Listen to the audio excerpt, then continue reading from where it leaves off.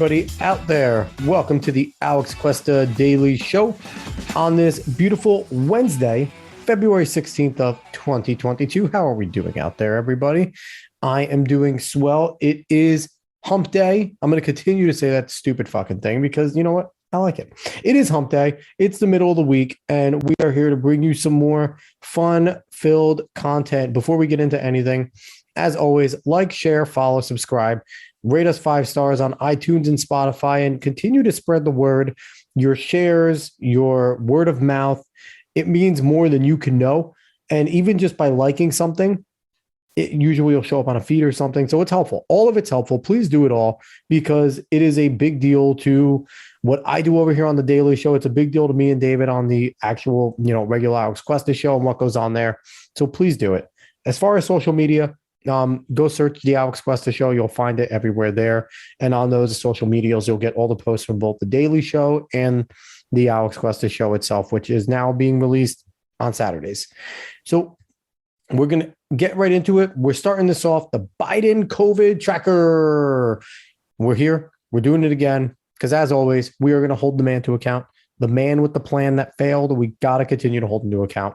So today, the 16th, we are at 78,024,403 cases. That is an uptick of 137,163 from yesterday. And at deaths, we are at 925,061. That is an uptick of 3,296 from yesterday. So the cases were down from yesterday. It kind of looked like it did more from earlier in the week, but the deaths are right on par again. It's still another 3,000 plus dead. So again, Biden's not doing his job. What he's doing is not working.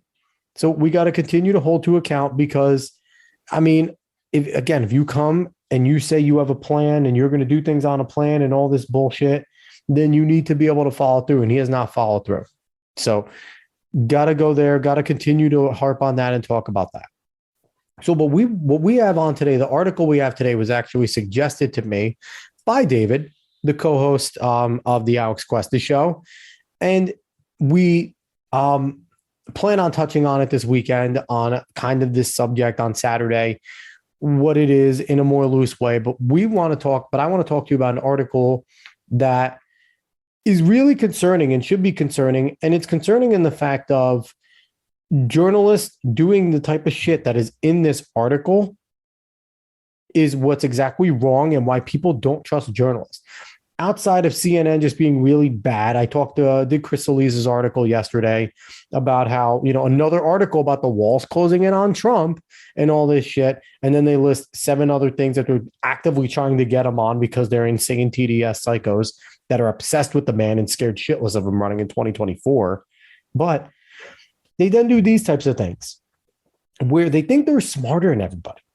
That's the problem with the current journalists. They think that they're so much smarter than you, that they're part of the elite, and that you can't see through the type of shit that they're doing.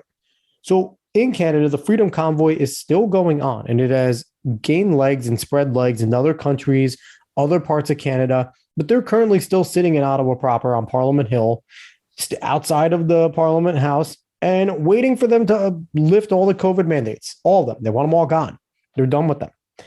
And what happened is the GoFundMe, as we mentioned, was stopped. They were at, I think it was something like $10 million. It was an insane number. GoFundMe halted it because whatever reason, GoFundMe likes liberal causes, not conservative causes, or freedom causes, not even conservative, freedom causes. They like authoritarianism, not freedom. So the funders went to Give, Send, Go, and Give, Send, Go on there. They have like $7 million. And the donor list from Give, Send, Go got hacked, released on the internet, released on Twitter and such. And now all these names are out there and these people are getting harassed. They got doxxed. Now, this is an extremely left-wing tactic. This is what they do. The peaceful left, the beautiful left, the fun-loving, artsy-fartsy left. Whenever they don't like something that you're doing, they try to fuck your life up.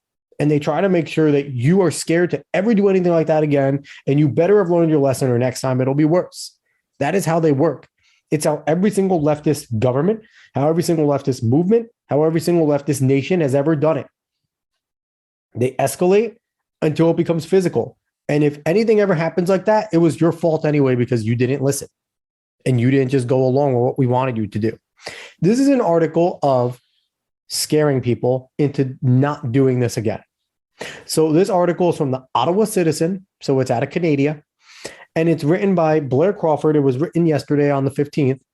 And the title is Threats Close Stella Luna Gelato Cafe After Owner's Name Appears in Give Send Go Data Leak. Tammy Giuliani says that she now regrets making her $250 donation. So let's just stop right there with the little headline. She now regrets making the donation. $250, a measly $250. She regrets it. Why? Because number one, she's been fed a bunch of bullshit about what it is now. And number two, the left successfully threatened her, her safety, her business, and her people. Let's read about it. Ottawa's Stella Luna's Gelato Cafe was forced to close Tuesday after receiving threats when owner Tammy Giuliani's name appeared on a hacked list of Give Send Go donors to the Ottawa Freedom Convoy.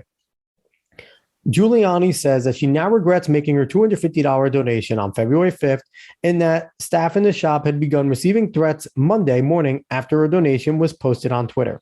So let me go right here. I'm going to tell you this. I'm going to give you a little bit of a spoiler ad here.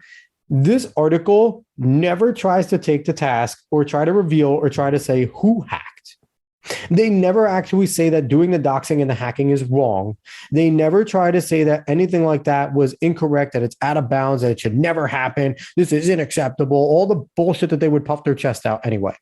And if they really cared, and when they try to pretend like they care about causes, that's what they do. You'll see this article mentions nothing like that. They talk about the threats. They talk about the potential violence. They talk about them being scared, but it's all kind of written in well, maybe you'll know better next time instead of doing that. Let's keep going. Quote, we got a call from the team saying, we're getting phone calls here. Giuliani said in a phone interview Monday afternoon. I said, what's going on? And they said, they're threatening to throw bricks to our window. They're threatening to come and get us. We said, lock the door and we'll find out what's going on. So again, these peaceful leftists who are all fun-loving, as we've seen through the George Floyd riots, as we've seen through any riot that leftists do, Antifa, all the nonsense, they always turn violent if you don't do exactly what they want you to do. They always turn violent, unlike the Freedom Convoy, which has been going on for damn near 3 weeks, and there isn't a single physical violence or death or burning or looting or stealing that has gone on. Let's continue. Giuliani said she ordered the shop closed and the staff to go home for their own safety. She said she intended to report the threats to the police. In the leaked Give Send Go post, Giuliani wrote that she had initially given $100 on GoFundMe, but asked for a refund when the fund was frozen. Now I'm giving you $250 and taking food down to the truckers every day. Thank you for continuing to fight for the Canadians across the country, she wrote. Giuliani confirmed she made the donation, but she had no idea about what she thought was a peaceful grassroots movement would become. So let's stop right there. Miss Giuliani here, I think she's lying about this part. I don't think she's changed her mind. I think she knew exactly what the truckers were there for, and I think she believed in it. But she now is a journalist from a major paper in her face, basically saying, why are you supporting white supremacists? Why are you supporting fascists? Why are you supporting this type of stuff? And what is the woman supposed to say? She wants to eventually reopen her stuff. She should never talk to this fucking journalist in the first place. But I guess she wanted to get her story out with the threats, but they were never going to write it that way.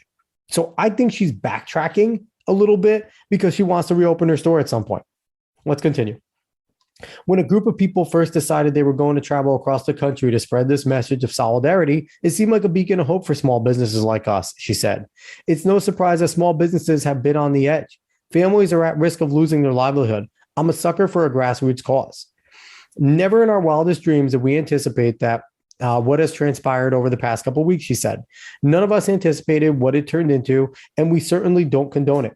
In retrospect, it was a bad judgment. But does it mean that the people have the right to threaten our staff? Does it mean people have the right to threaten and throw bricks through our window and threaten my family? We made a mistake. Who could have anticipated it? So, Ms. Giuliani, please don't do what they want you to do. Please don't do this. Don't apologize. Don't say you made a mistake. Stand your ground. Because you know something about you that's different than what people had to do in Chicago, what people had in Minneapolis, what people had in all of these other frigging places. You know what they had to do? They have to rebuild from scratch because their places were set on fire.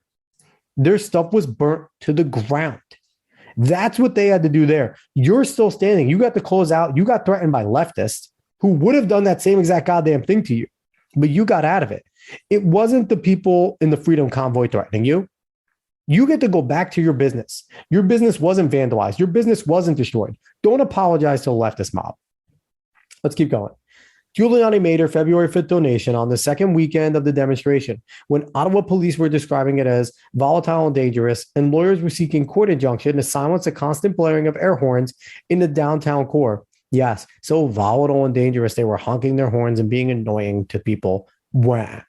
The backlash against Stella Luna on social media was swift and intense, with many pointing out that the rival creamery, Mushu Ice Cream on Bank Street, had to close because anti-mask demonstrators threatened its staff. Now, let's stop here. What was the threatening? They don't go into what the threat was. They were threatening the staff and they had to close, and they were anti-mask. You're a fucking loser if you care about anti-mask. I'm not going to be nice about that. If that's what you care about, you're a loser. Masks don't do anything. Let's keep going. Giuliani said the demonstrators had caused problems in her shops too, entering without masks and trying to force confrontations. I notified the staff not to get into any confrontation. I said, your job is to serve food and drinks, not get blasted by someone trying to make a point. So let's go there. If they were trying to confront you, if it was because you were sitting there saying, put a mask on, then you should be confronted because you're stupid. But at the same time, if they were trying to confront you and that's wrong of them, I will condone that. Let's finish out this article. Giuliani says she's made contributions to many other charitable causes too, including animal shelters, a soccer team, and a choir. We rarely say no, she said. The company has borrowed money to stay afloat during the pandemic, a debt that will probably take 7 years to pay off, she said. Stella Luna operates 2 shops in Ottawa and 1 in Merrickville. It employs about 40 people, Giuliani said. And that's the article. So to that one point where we rarely say no, honey, you had to go and do the donation to Give, Send, Go. You had to actively go into GoFundMe to give these donations. No one's making you do it. So we rarely say no, that's fine. You might have been asked nicely, but come on, you had to know what you were giving your money to. I think she's a little bit full of shit because she wants to reopen her company. And I don't like that she's apologizing. But at the same time, we're not going to the crux of the issue here. Leftist doxed businesses. Leftist threatened businesses. And then a leftist journalist is interviewing this person and now writing about it as a tale to all other small business owners that may want to get involved with the Freedom Convoy. The whole entire moral of the story here is don't do that, because look at what could happen to you. Look at what could happen to your staff with these really angry, mean truckers that aren't doing any actual violence, because we can't write about violence. We can't write about real looting. We can't write about fires. We can't write about people being killed. We can't write about people being beaten. We can't write about journalists being attacked. No, we don't have any of that with the trucker convoy. We don't have any of that with the Freedom Convoy. We have loud noises. We have maybe some rowdy cursing. We have, all those types of things going on. We have dance parties. We have hockey. But what you don't have is everything you see in a leftist riot. That's what we don't have. We don't have all the violence. We don't have all the anger. We don't have statues getting torn down. We don't have AOC, a sitting Congress member, leading a bunch of activists into Nancy Pelosi's office. We don't have any of that. So no, this is a threatening article to anyone else that has a business in the Ottawa region to not support this, especially don't donate it to it, or else look at what could happen. Stella Luna Gelato Cafe got lucky this time that the leftists didn't do what this probably Blair Crawford would have been happy that they did, throw the bricks through the staff and actually drag these people out. So it's a cautionary tale. And it's more of a cautionary tale to everyone out there too. People in Ottawa, small businesses, stand your ground. Side with the truckers. Don't give in to these leftists. They don't deserve it. Don't do it. Stand your ground. And America, get that friggin' trucker convoy going. We need it. All right. So that's the episode. Pretty quick episode today, but I hope everyone enjoyed it because it's something I think that's important here. We will be back again tomorrow, as always. If you like what you hear, like, share, follow, subscribe, rate 5 stars on Spotify and iTunes. Spread this word of mouth to all you know. And for the socials, The Alex Cuesta Show, go search it anywhere on social media. We are there. All right, everybody. I really appreciate y'all for listening. I will talk to everybody tomorrow. So long.